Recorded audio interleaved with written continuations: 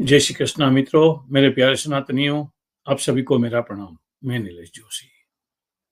सबसे पहला मेरा डिस्क्लेमर, मैं कोई स्टॉक मार्केट एक्सपर्ट नहीं हूँ। हाँ, ना मैंने कोई स्टॉक मार्केट में बहुत बड़े पैसे बनाए हुए हैं। लेकिन मुझे लगा एक जो अभी सिनेरियो है वर्ल्ड ओवर, ये ट्रम्प साहब की टैरिफ वॉर की वजह से, ये देश के ऊपर इतने टैरिफ डाल दिए, इसके ऊपर इतने, उसकी क्या असर पड़ी है और क्या करना चाहिए स्मॉल इन्वेस्टर, क्योंकि हमारे देश जैसे भारत में स्मॉल इन्वेस्टर बहुत होते हैं और वो बेचारे अपनी मुड़ी जो जीवन भर की कमाई होती है उससे मार्केट में लगा देते हैं, फिर वो गवा देते हैं तो उसके लिए कोई आशा ही नहीं रहता है। तो उनके लिए खास ये वीडियो मैं बना रहा हूँ। कोई देखे और किसी को कुछ इसमें क्षतियां त्रुटियां कमियां लगे तो मुझे बताए। हाँ, I be very careful, next time मैं कर लूंगा करेक्ट। लेकिन मेरा उद्देश्य सिर्फ और सिर्फ आगाह करना है, ये एडवाइस नहीं दे रहा हूँ मैं किसी को। मैं आपको चेतावनी दे रहा हूँ कि ये हालात में क्या हो सकता है, क्या नहीं हो सकता है। तो देखो, सबसे पहली बात तो मैं आपको बताऊं कि वर्ल्ड के टॉप लीडिंग इंडेक्स जो है, इसमें हमारे भारत के भी दो ले लिए है। तो पिछले एक महीने में सब ने अपनी वैल्यू कमाई है। किसी ने 5%, किसी ने, तो समरी टेबल ये बताता है एक महीने का टाइम क्या, आज की तारीख तक, आज 8 अप्रैल है, ठीक है।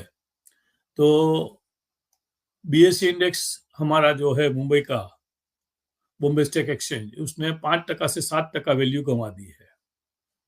निफ्टी है, उसने 4 से 6% वैल्यू अपनी गंवा दी है। डाउ जोन्स जो अमेरिका का फेमस है, डाउ जोन्स इंडस्ट्रियल इंडेक्स ने 9 से 10% वैल्यू गंवाई दी है। निकेई जो जापान का इंडेक्स है, उसने 12 से 13% अपनी वैल्यू गंवाई दी है।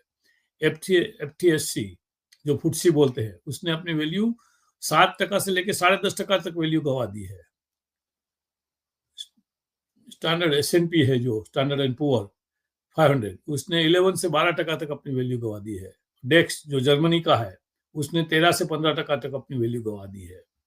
तो ये फिगर अप्रोक्सीमेट है, कोई मेरे पास ऐसा मेजरमेंट नहीं है कि मैं एग्जैक्ट फिगर नंबर आपको दे सकूं, और वो मेरा उद्देश्य भी नहीं है। मेरा उद्देश्य है कि आपको बताने के लिए कि ट्रम्प साहब की टैरिफ वॉर की वजह से क्या हो रहा है। हाँ, ट्रम्प साहब बोलते हैं कि कड़वी दवा पीनी पड़ती है, पीने में कड़वी लगती है, लेकिन बाकी रिजल्ट अच्छे आते हैं।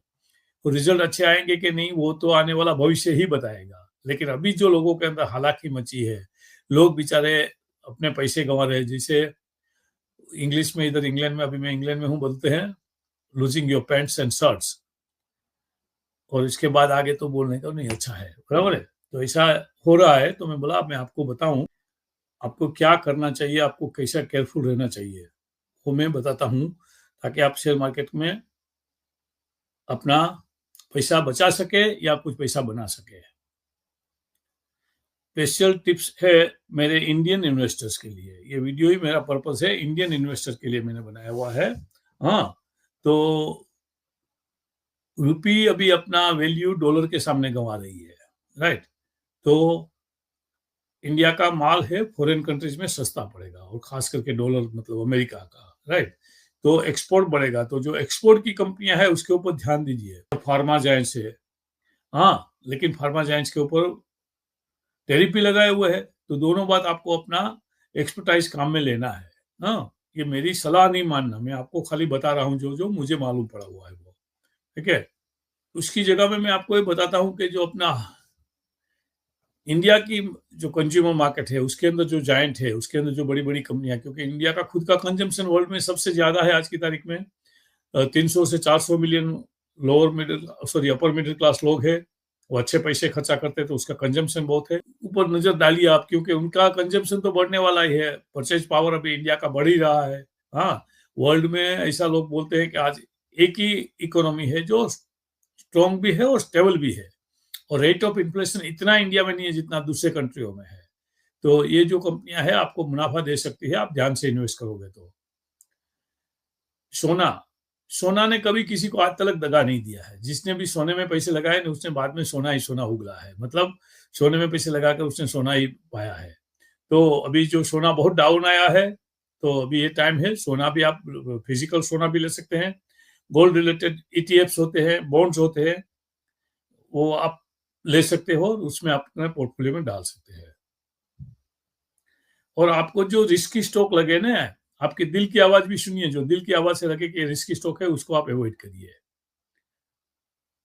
और बार्गेन के लिए वेट करिए, क्योंकि शेयर मार्केट में जैसा भी भूचाल आता है तो बार्गेन भी आते हैं, तो बार्गेन उस टाइम आपको एंट्री लेनी है तो वो भी आपके हिसाब से डिसाइड करके नहीं लेनी है, थोड़ी एक्सपर्ट की एडवाइस भी ले लेना।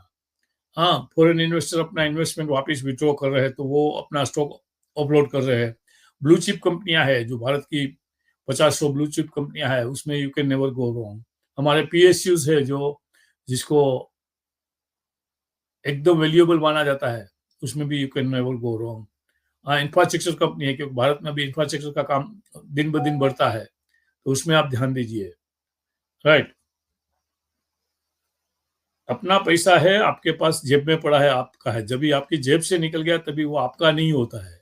हाँ, तो सोच समझ के लगाना, लेकिन हाँ, ऐसा भी नहीं है कि कभी मौका मिलता है, मौके पे आप चौका नहीं मारोगे तो फिर हाथ मलते रह जाओगे। तो जब भी मौका मिलता है तो एंट्री भी मार लेनी चाहिए, लेकिन एंट्री ऐसे ही कभी पानी बह रहा है और जंप मार दिया, डूब जाना है, जो ज़िंदगी में मैंने एक दफ़ा किया था। मैं आपके सामने बैठा हूँ अभी बच के, मैं पानी में डूब गया था नदी में। नदी बह रही थी, मैंने जंप मार दिया था। मूर्ख के माफ़िक, कुछ मालूम नहीं था, ऐसा ही जंप मार दिया था। तो आप लोग शेयर मार्केट में ऐसे जंप मत मार देना ताकि डूब जाओ, कोई बचाने वाला है तो बहुत अच्छी बात है, नहीं बचाने वाला है तो क्या होता है आपको मालूम है। बराबर है? तो ध्यान रख के आपका करिए, राइट।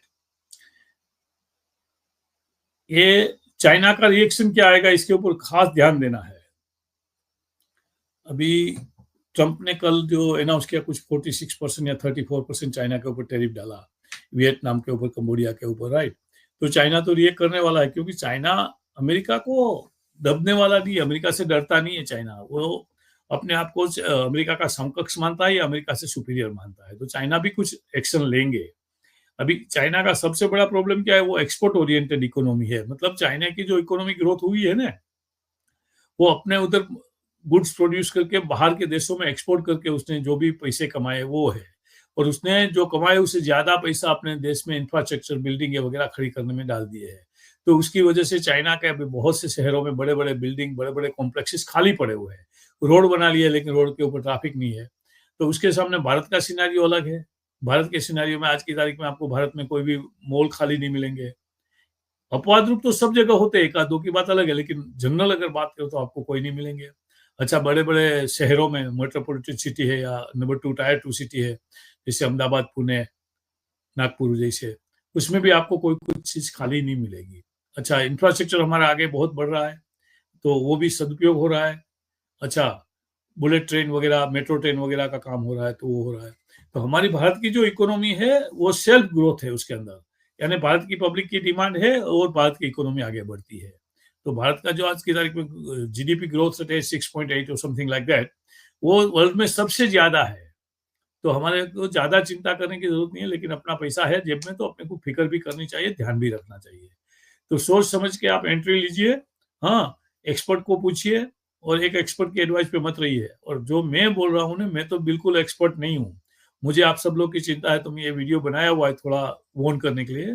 अब देखिए, अगर आपको ये वीडियो अच्छा लगता है तो मुझे बताना, फिर मैं थोड़ी एक्सपर्ट की एडवाइस लेके ज़्यादा अच्छा और वीडियो बनाऊँगा, वो जो शायद आप लोग को काम आ सके।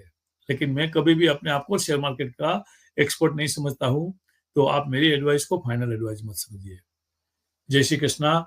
आशा है कि आपको ये कुछ काम आएगा, मेरी बातें काम आए तो आप मुझे बताना, और कुछ दिक्कत आए तो भी मुझे बताना, ताकि मैं नेक्स्ट वीडियो में अपने आप को ठीक कर लूँ। जय श्री कृष्ण। आपका खूब-खूब धन्यवाद। एक छोटी-सी रिक्वेस्ट है आपसे, हमारे चैनल को सब्सक्राइब करिए, ये चैनल को दूसरे लोगों के साथ शेयर करिए ताकि हम लोग हमारा मैसेज आपके तक ज़्यादा से ज़्यादा पहुँचा सकें। धन्यवाद।